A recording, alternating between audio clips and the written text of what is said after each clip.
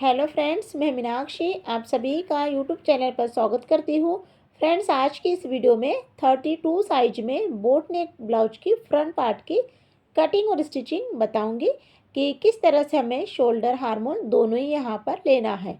तो यहाँ पर यह जो डिज़ाइन है, बैक साइड की डिज़ाइन है, इसका वीडियो आपने नहीं देखा है तो इसकी लिंक मैं डिस्क्रिप्शन बॉक्स में दे दूँगी, आप इसे बनाना सीख सकते हैं। उसके बाद में सबसे पहले यहाँ पर जो आपका अस्तर है उसे डबल फोल्ड में रख लेना है।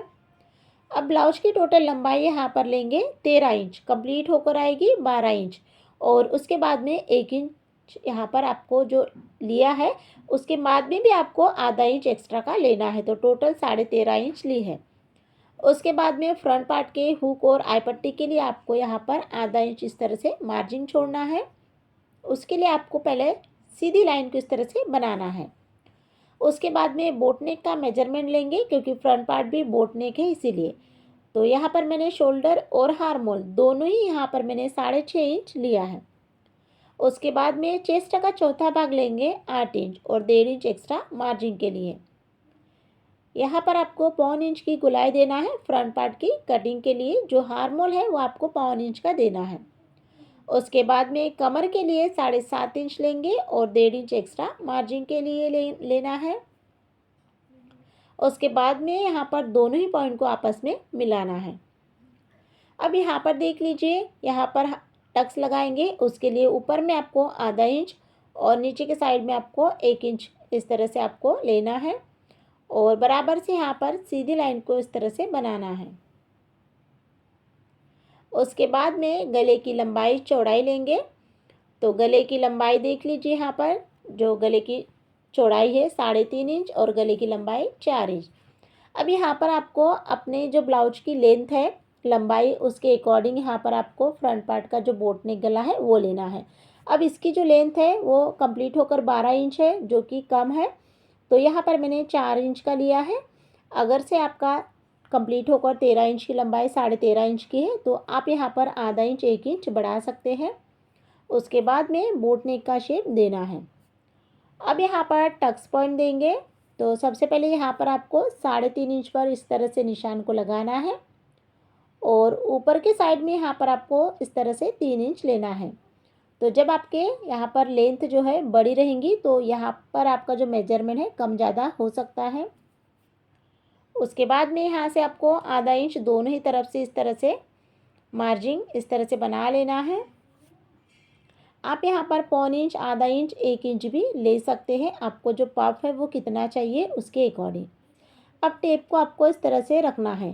तो देख लीजिए, नीचे के साइड से यहाँ पर जो टेप है आपको इस तरह से इसके आपको 3 पार्ट कर लेना है।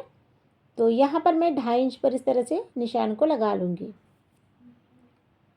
तो 2.5 इंच पर मैंने निशान इस तरह से लगा लिया है और उसके बाद में ऊपर के साइड में यहाँ पर मैंने 3 इंच लिया है।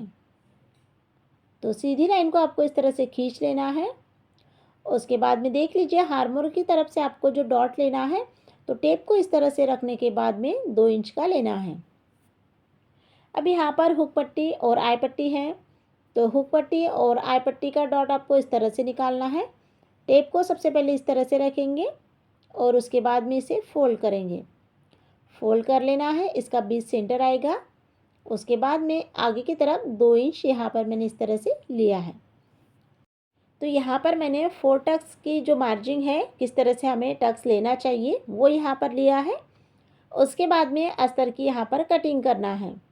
तो जैसे हमने इसकी मार्किंग की है सेम आकार में कट कर लेना है और यहाँ पर जो हमने टक्स लगाए हैं तो उन्हें भी थोड़ा सा इस तरह से आपको कट कर लेना है जिससे कि यह दोनों ही साइड में कट आ जाएगा। उसके बाद में इसी को रख करना जो मेन ब्लाउज है उसकी भी कटिंग कर ली है फ्रंट पार्ट की। उसके बाद में देख लीजिए, अब हम यहाँ पर ना जो बोट नेक गला है उसे बनाने के लिए मैं पेपर पेस्टिंग का यूज़ कर रही हूँ जिससे कि जो बोट नेक गले का शेप है बराबर से आएगा।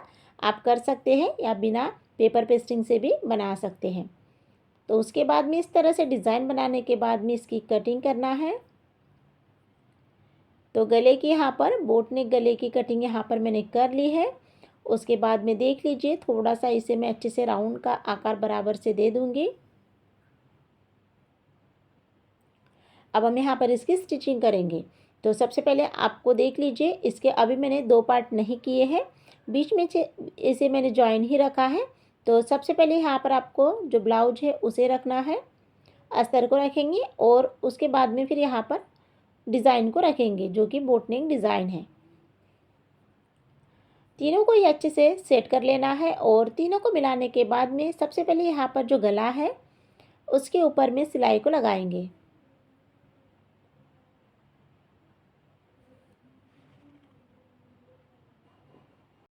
तो इस तरह से सिलाई को मैंने लगा लिया है।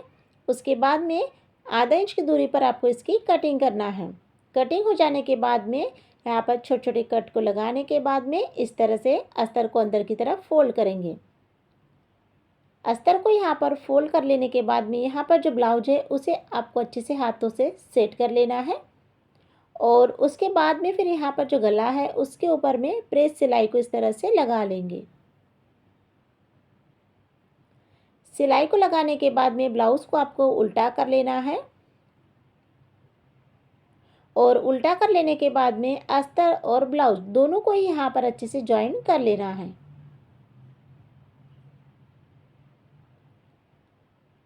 तो देख लीजिए, इस तरह से मैंने ज्वाइन कर लिया है, सिलाई कंप्लीट हो गई है। एक्स्ट्रा जितना भी कपड़ा है अच्छे से कट कर निकाल लेंगे और अच्छे से पूरे ही ब्लाउज की फिनिशिंग कर लेंगे।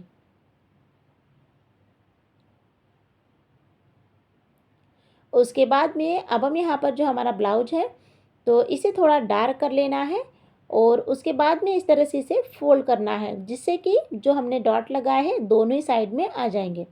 हाथों से थोड़ा अच्छे से इसे प्रेस कर लेना है। उसके बाद में बीचों बीच में से कट करेंगे। तो देख लीजिए, इसे मैंने डार्क कर लिया है। कट करने के बाद में सबसे पहले यहाँ पर एक सिलाई लगाकर इसे ज्वाइन कर लेंगे।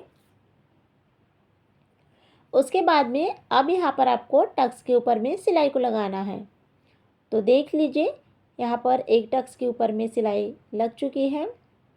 जैसे हमने टक्स लगाए हैं उसी आकार में आपको बराबर से सिलाई को लगाना है।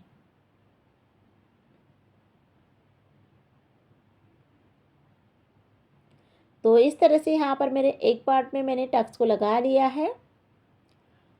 इसके बाद में इसी प्रोसेस में अब हम यहाँ पर दूसरा पार्ट लेंगे और सेम प्रोसेस में इसके ऊपर में एक सिलाई को लगाएंगे और उसके बाद में फिर टक्स के ऊपर में सिलाई लगाएंगे।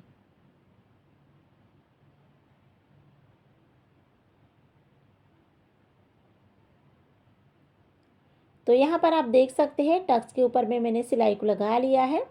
दोनों पार्ट को इस तरह से आपको चेक कर लेना है कि छोटा बड़ा तो नहीं आया है। और उसके बाद में देख लीजिए, थोड़ा सा यहाँ पर आपको आधा इंच लेते हुए कटिंग करना है। कटिंग हो जाने के बाद में अब हम यहाँ पर जो कमर पट्टी है वो यहाँ पर कंप्लीट करेंगे। अस्तर के कपड़े के ऊपर में आपको प्रेस सिलाई को लगाना है और उसके बाद में अस्तर के कपड़े को आपको डबल फोल्ड करते हुए इसके ऊपर में सिलाई को लगाना है। उसके बाद में आप इस सिलाई को निकालकर तुरपाई भी यहाँ पर कर सकते हैं।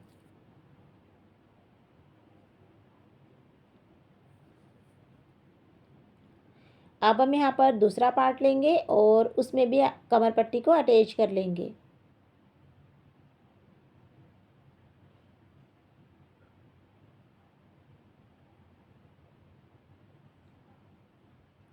तो इस तरह से यहाँ पर दोनों ही पार्ट में जो कमर पट्टी है वो यहाँ पर कंप्लीट हो गई है।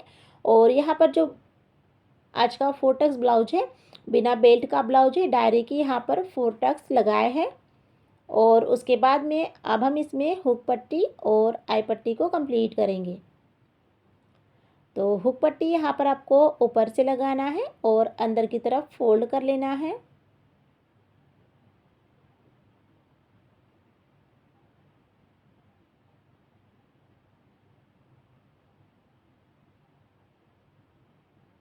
तो यहाँ पर आप देख सकते हैं जो हुक पट्टी है वो यहाँ पर इस तरह से कंप्लीट हो गई है। उसके बाद में अब हम दूसरा पार्ट लेंगे और उसमें आई पट्टी बनाएंगे। तो यहाँ पर आपको जो हुक पट्टी बना ली है उसे मैंने ऊपर से लगाया है और आई पट्टी को आपको नीचे से अटैच करना है ऊपर की तरफ फोल्ड करते हुए।